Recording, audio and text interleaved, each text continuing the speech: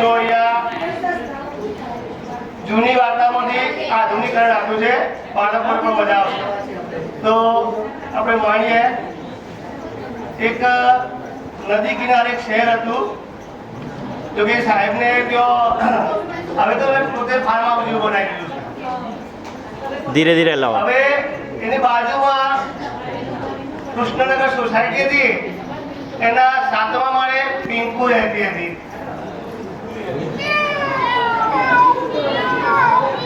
અને 8મા માળે ચિંતુ રહેતી હતી.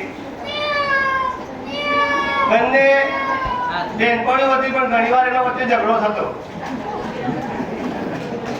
એક દિવસ એમને ભૂખ લાગી અને ખોરાકની શોધમાં 5મા માળે આવ્યા ઉતરવતા. ત્યારે બાજુમાંથી એક બાવળો પીઝા લાવ્યો. પીઝા કે જોઈ પીઝો જોઈ અને પિંકુ કે આ મારે ખાવો છે, ચીકુ કે મારે ખાવો છે, અને બંને ઝઘડવા લાગે. એ એના 11મા માળ ઉપર સમ્રાટ વાંદરો રહેતો હતો. એ વાંદરો જોઈ ગયો કે લાવો આપણે આના પીઝાના ભાગ પાડી આપીએ.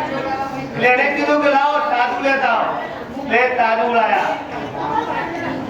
ત્યારે ચિંતુ અને પિંકુને યાદ આવ્યું કે ભૂતકાળમાં એની મમ્મી વાત કરી કે આપણી માસી બી હતી, એ ઝઘડતી હતી, વાંદરો આવીને આખો રોટલો લઈ ગયો.